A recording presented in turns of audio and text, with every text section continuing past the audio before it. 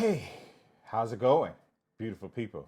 It's August the 5th, and boy, do I have a show for you. Uh, I got a brother coming on. I was part of his class, and he's doing some phenomenal work. You want to know how to deal with stress? You're going to love what he has to say. Join us after this.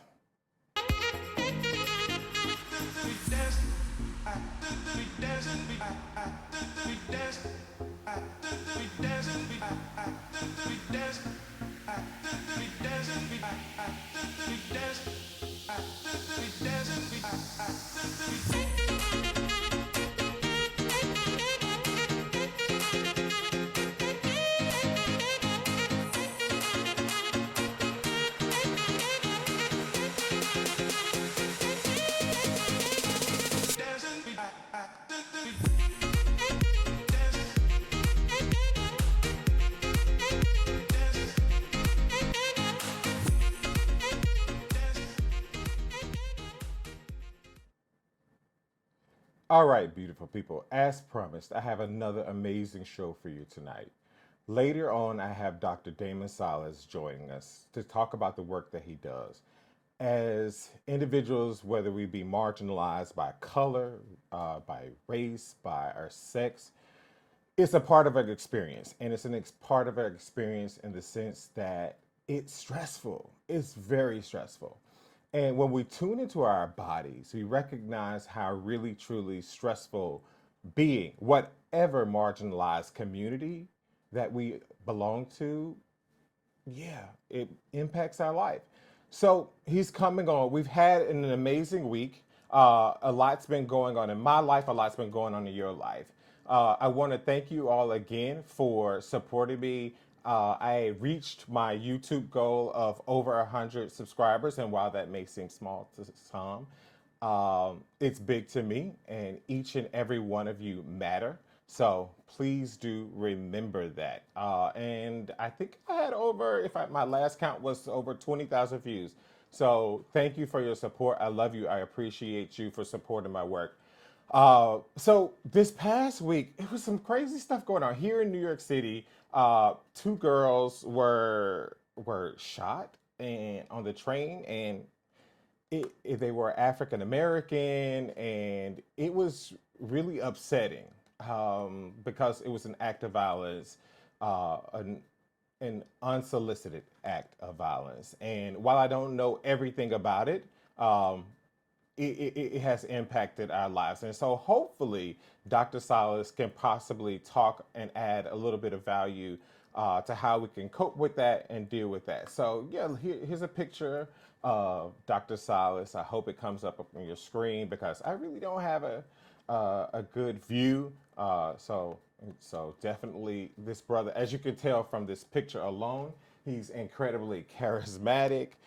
He's incredibly fun, incredibly uplifting.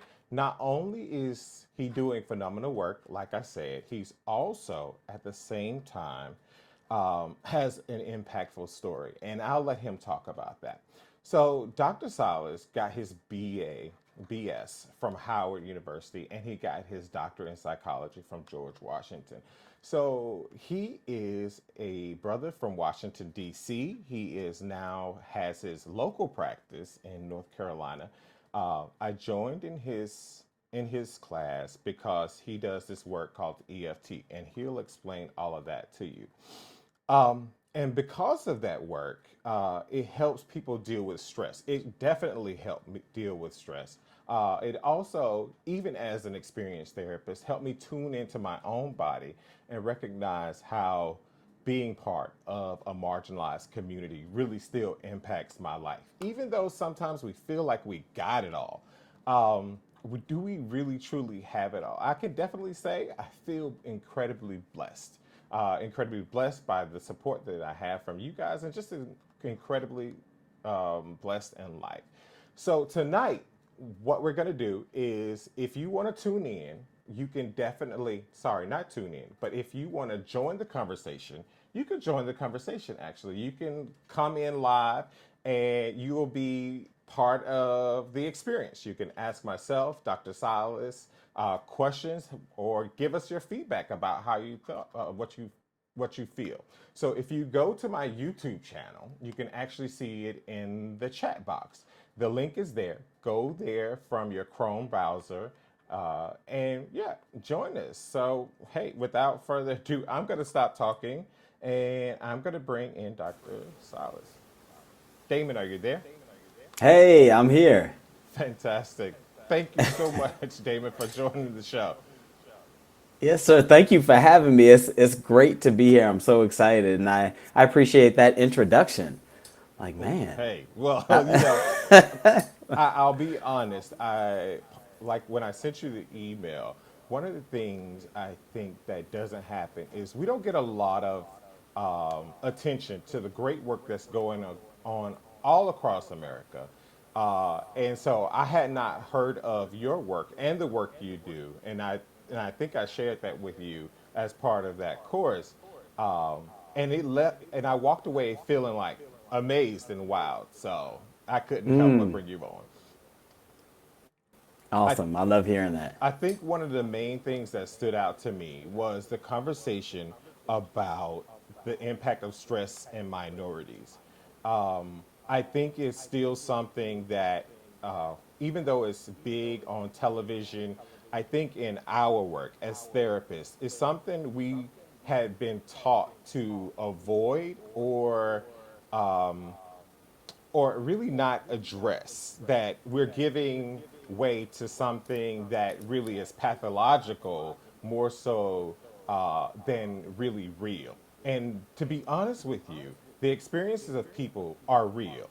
And I've learned that after practicing for the last 15 years. And so that stood out to me the most. Can you talk about like what got you there? I know you graduated from Howard from undergrad, and one of the great things I like about Howard's program is they talk about like the African experience in diaspora. It is very much built into their program, into the education, but not a lot of programs do offer that. Did that inform you, or how did you get to that point about having these frank conversations about being a part of a marginalized community and how that impacts people? Yeah, you are absolutely correct. When I went to Howard, it was eye-opening in an amazing way. I had come from an area where there weren't many minorities, as a matter of fact. And so I know for me, my soul and my spirit, I needed to be around people who looked like me. And fortunately, I was able to go to Howard, and there they incorporated the African American experience. And as you said, with the diaspora, everything was taught in each and every class. And that's what I loved. Like, it was like, oh, I felt home. Mm-hmm. And a lot of times we don't feel home. You know, when we're surrounded by messages from the majority, when we're surrounded by images that tell us that we are less than as minorities in whatever category, whether it's you're an African American, an Asian American, or you're in the LGBT community, or whoever you are. A lot of times when you fall into those categories, you're told that you are less than, and very subconsciously too. You know, Mm-hmm. sometimes it's overt, and I think nowadays it's becoming more and more overt. Mm. But there are many subconscious messages that we get that we are not as good as. And so to go to a school such as Howard in any HBCU, it's just a great experience because for me, it built me back up and made me feel like, wow, there's a lot I have to offer to this world. Wow. And so, yeah.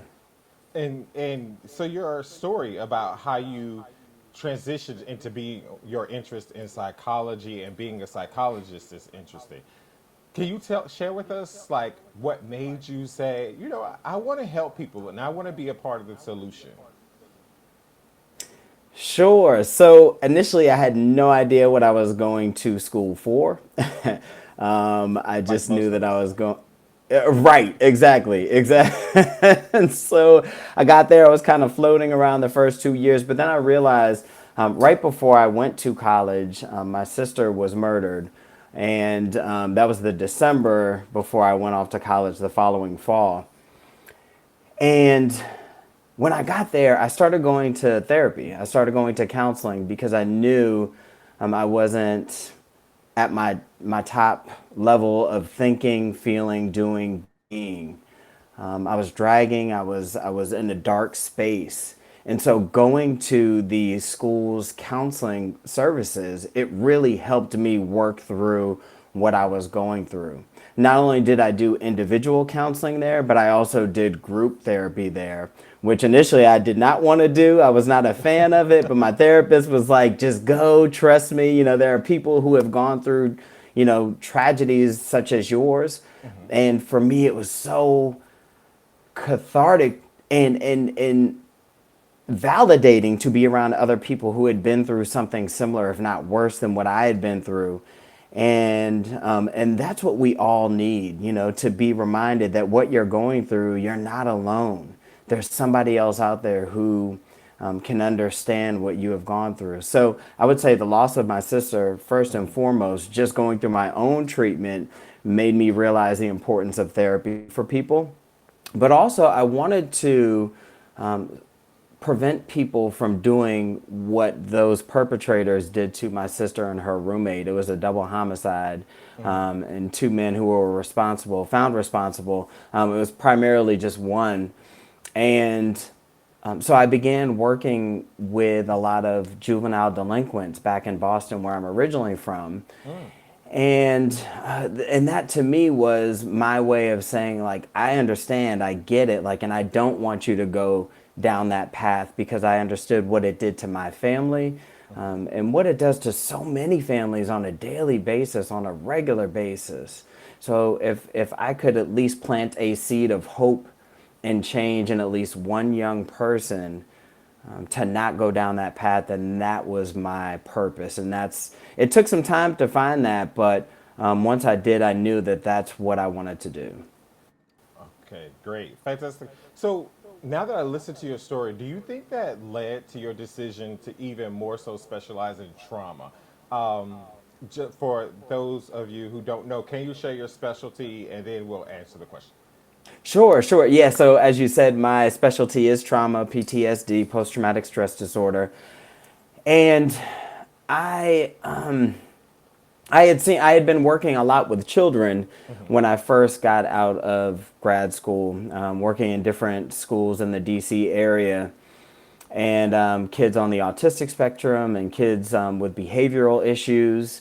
And I kept seeing that the underlying theme for a lot of these children was trauma. You know, it Hmm. looked like ADD. It looked like they just didn't want to focus and concentrate or sit down. But when you got to it, there was a history of trauma.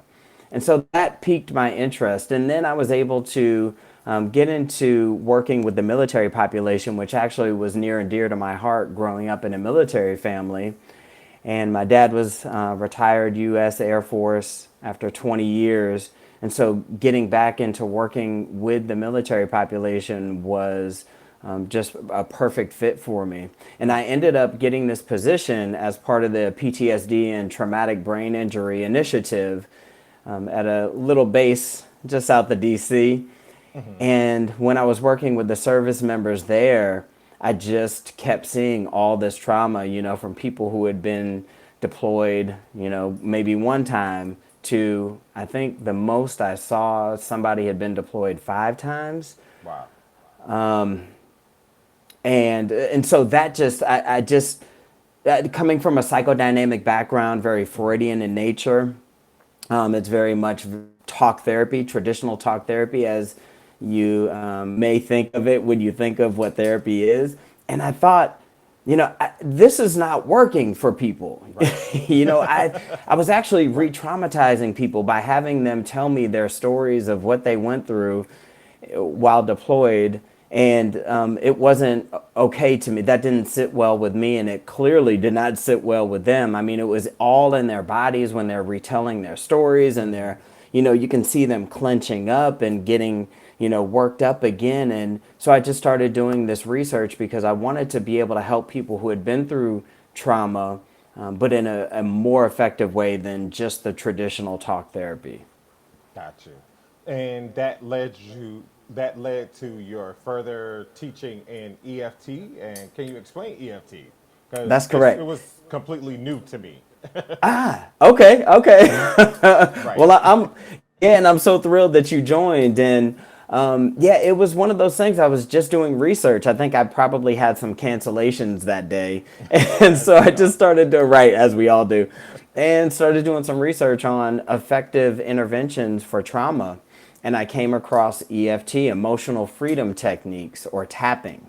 And it's called tapping because you literally are tapping on different pressure points to alleviate and change your body's energy system to get you unstuck. Because what happens when people have trauma is Mhm. there's this trauma capsule that they get stuck in. Right. And so if we can help them move through that trauma capsule, that's exactly what we want to do. And by tapping on these pressure points, you simultaneously send a calming signal to your brain's fight, flight, or freeze center, which is the amygdala. Hmm. And just by doing that, so now you're tapping on these points. And for some people, they're like, I don't want to tap on my face. I don't, and I Right. said, well, Right. we could either do that or, take, some medication and hope it works and not talk about this at all. Mm-hmm. What would you prefer? So they're usually like, all right, let's just do it. Let's see.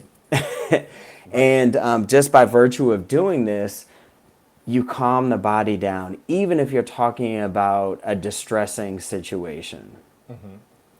So, so for our viewers, just so because sometimes these words can get a little confusing. So our amygdala, our hippocampus are our primitive areas in our brain, and they sit kind of in the central part of the brain, not our kind of like frontal where our executive functions act. So when we experience trauma, the emotions of the trauma happen in our hippocampus and in our amygdala, which is where a lot of our cortisone is kind of continuously excreted, where we re-experience things. And correct me if I'm wrong, because it's been years since I actually sat No, you're right. down. Cortisol, and Cortisol adrenaline. and Yep, adrenaline, right? yep. Yes, sir. So kind of like that's where our primitive brain is, and that's also where kind of where we lash out. That's our id, right? Am I right? Yeah, no, you're right. You're Oh, right. I'm getting old. These things are hard to draw from. They That really are. They and so kind of like you said, that tapping draws you out of that primitive brain. That emotion sounds like is what you're saying. it draws you from the analytical part because that's what I was finding is that people were analyzing their trauma, Hmm. and they were getting very intellectual and they were staying very intellectual about it because in a lot of ways that helped them remain in control, especially in situations where they felt so out of control. And I realized if we can bypass the critical, what they call the critical faculty of the conscious mind, which is that neocortex, and that if you take your fist, and I can't even see if I'm in, but like this is kind of the new brain, like you said, where we think, Hmm. and then this is the older brain, and then we have the brain stem. But I knew that if we got a little bit deeper to the emotions that were behind there, and like you said, we store our memories in our different senses. And so, and it's not just an intellectual, analytical, forethought type of process. Hmm. And so, yeah, EFT really helps the person get to that deeper stuff, but again, in a safer way. Okay, let me throw this out there. I'm going to use myself as an example, and you can help me. So basically, I grew up in a very small town, love it to death, Talladega, Alabama. For those who don't know, it's a very small town. I mean, the population of African Americans or people of color is very small. Part of growing up in that town, I felt a lot of things that didn't make me feel that I was good enough to the point where I actually didn't like myself and didn't like people who looked like me. And then later going on into my experience, into my own therapy and dealing with that and how that got started. And then later kind of moving through life as a whole individual, or so I thought. And then experiencing working with sometimes a boss, like I'm not going to say her name, because I really, some days, I'll say I really wanted to wear her loose. One, because I know she voted for Donald Trump. Uh, Two, Say no because more. I felt like a lot of things that came from her were really challenging to me as an African American. She was challenging my culture, and she was challenging my experiences as a black man. And when we would go into just different experiences, I would feel this like sense of anxiety. And some of the stuff that she would say would trigger me. And I literally would have to, kind of tap my foot because uh, I have some words for you. Now, is that something that can be used in that kind of experience, or is this something more meditation? Talk to me about how that can be applied. Well, and let me say, when our bodies speak to us in that manner, we have to listen. So it's not that that's an abnormal reaction or response, right? It really does bring up a lot for you when you come across somebody who may be like that. So what I would do in our work together, for instance, is and you actually already connected some of the dots, right? So you said she reminded you of what it was like to be brought up in this small town in Alabama. And 9 times out of 10, whatever is happening in the now is something that happened in the past, but it's just a reminder of that. So it's bringing up very similar feelings of, feeling unworthy or less than. And so we want to get to the root of that, right? And so, yeah, what I would say in the therapy room, we could do some tapping, right? So maybe if you're in front of a boss, you don't want to do this because then she'll probably think like, okay, now you really, you really done lost it, Right. But, in the therapy room, that's one thing. But even sometimes what I'll have people do, because I also am a hypnotist, and so I'll have people link a very subtle symbol, such as putting their fingers together like this, and just by taking a deep breath in, they've linked this. I can't get the camera. There it is. But having them link that to a calming image. So while you're talking to that person, they don't know that you're doing that, right? But even by taking that deep breath in, that's just a reminder to your body, it's okay, you're safe now. Because what's happening is it's this feeling of this person is a threat to my person. And we just want to send that reminder back to the body in the moment by a breath, you're safe now. And again, just listening to all the signs that our bodies give us, because it's such an intelligent system we have. Right. Wow. I can find that incredibly useful, even being like, I still work at the bedside as a nurse along with my private practice. See that being incredibly useful in stressful situations for nurses, especially those of us who work in the emergency room, when we're with incredibly violent patients or patients who are from whatever experience that they've had, will say some things that can trigger you. And in that moment, I've heard, seen, experienced being a very good nurse, and in that moment, being un less than therapeutic. Let me put in a PC way. Right, right. Being less than therapeutic. And in that moment, that nurse or that doctor snaps and behaves in a way that really they normally would not have done. So that technique being incredibly useful to kind of draw them out of that moment, even I guess. So wow. Yeah, and let me say too, like it's not a one and done thing, right? So it's not that you go through your tapping, for instance, and you address how your boss made you feel or how the patients may make you feel as you go into the emergency room that evening, but it's on a daily basis. Do it, just even though I may get triggered tonight by something that somebody says, I'm okay. And I know that I have the tools necessary to respond in an appropriate manner. So really it's like going to the gym. You don't just go to the gym once and then hope that you got Right. it. Right. You got all the muscles that you want. No, you continuously go because you know that that's something that you have to keep working on. Because, Doc, I'm not going to lie to you. I really wanted to fight my boss because everything inside of me said, "You are trying me. Do you know that that I'm educated, that I'm not an idiot, and that I have sacrificed so much to try to become successful, and here you are telling me that I'm less than that, and that my opinion and that what I bring to this team is useless." So that's what your work spoke to me as, and trying to Ah, help me like, oh, I need to investigate that. yeah, and you still have a job, so I we're still good. have, You well, I don't have that job with her because she got my resignation the next day, and I couldn't okay. say that because, hey, I know Yep. myself and I know my talent, I know my worth. Hey, that's There why I you need go. YouTube, so I can talk about her. But yeah, I mean, Damon, so what made you move from DC to North Carolina? How are your patients? What do you specialize in terms of population, and how can people get in touch with you? Sure. I was ready to just get out of the craziness of DC. That's and away from the traffic and the cost of living.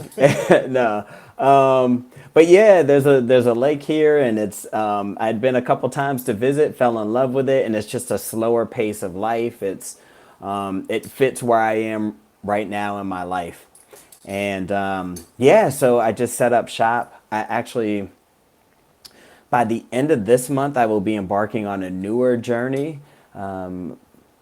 I have an LLC, Tipping Point Wellness, and so I'll be embarking on more solo practitioner work. I'm currently with a group.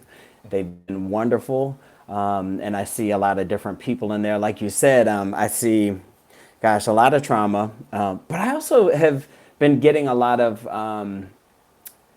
preteens and adolescents in my work as well as young adults. So I find that interesting. And what I take from that is parents are struggling with what to do with their children in this age of social media, in this age of video games. And the kids are struggling too. They're lost, right? So when we start to, as a culture, as a community, as a society, take away therapy and mental health from school systems, you're going to get a certain result, right? And so I'm fortunate to be able to provide that service for those kids and their families. But also, like I said, a lot of younger adults, 20 to 30 somethings, who are just looking to find their purpose. Perhaps they've been through some trauma in their lives and they're just trying to sort it out. And they know that it's impacting them in everyday life, whether it's their relationships or their work, and just really trying to work through those things. And so for me, I'm moving more from just a solo therapy model to more of a comprehensive coaching model, Now, incorporating primarily, EFT and hypnosis. And we're also going to be doing a lot of really cool stuff like incorporating culinary arts and retreats and just overall mind, body, spirit wellness. Because I've realized that we can't separate the mind and the body. It's all interconnected, and I'm a dancer. I love dancing. I've been dancing all my oh, life, okay. and so yeah, and so I'll be incorporating movement, and whether it's yoga like movement or just mindful movement or dance moves, etc. But it's just the traditional therapy model. What I'm finding stopped being as effective for me, and I still do it. Just like I still do the telemental health as well. Still on platforms there, but yeah, just I'm ready to move into something new and different. It's all in the same family though. is Right. helping people heal and work through their stuff in just a less than traditional model. Right.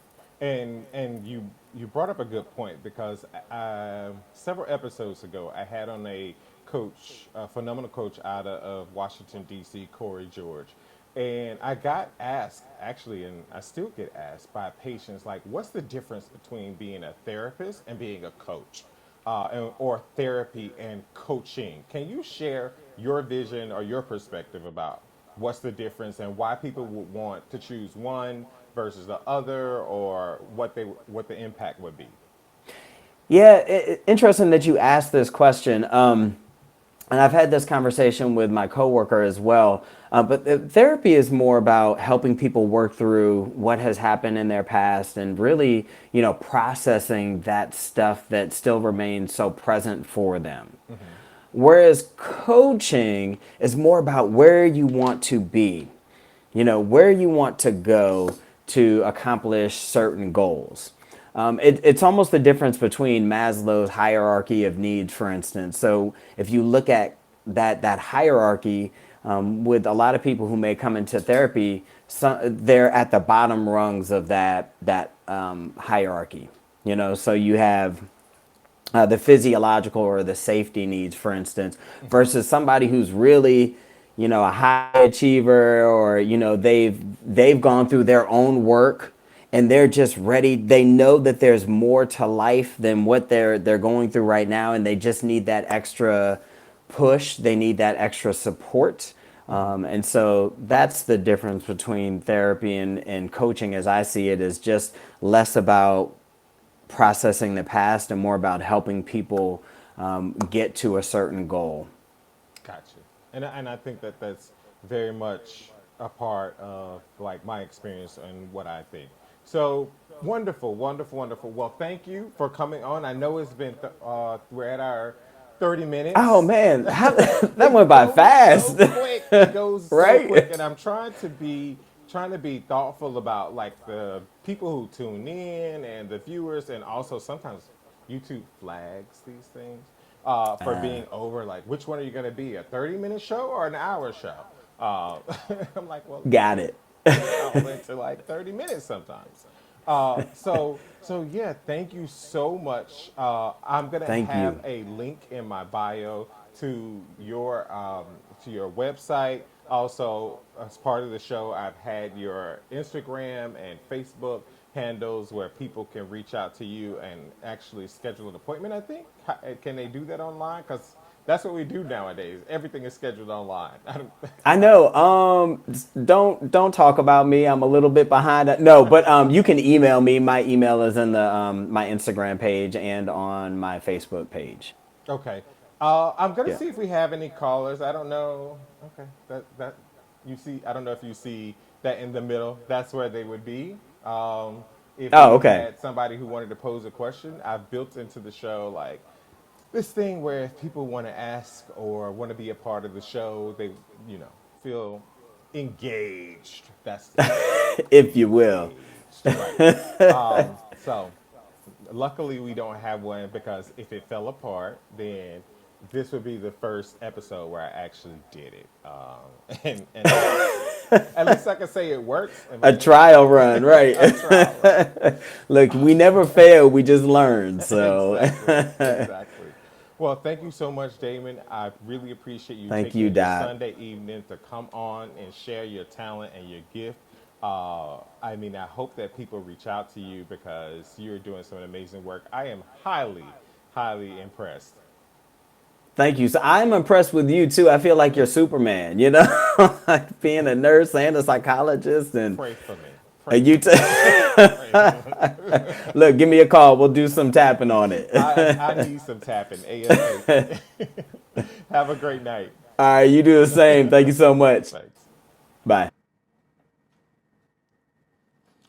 All right, beautiful people. Thank you so much for joining in. That's Dr. Damon Silas. Check him out. He does while he doesn't do teletherapy the same way that I do it. He does do coaching, like he explained to you. And coaching is becoming such a phenomenal amount of work that it can be done not in the traditional sense, but it can be done in the very untraditional sense via telephone, via whatever type of modality that the practitioner chooses to do. So you definitely want to take advantage of all this new stuff coming out. That's my Instagram feed. You know, take a look at me. You can see me on the Nurse Doc. You also saw our handles. Next week, we have a very incredible person coming on. I'm not going to lie to you. Next week is kind of like my season break. So I will be taking 3 weeks off and traveling after that and doing some other stuff and coming right back in September. So join in for the season finale of the end. I don't, I don't know how you call it, but you definitely don't want to miss it. I'm trying to bring you guys great content. I love you. Thank you. Have a great Sunday night.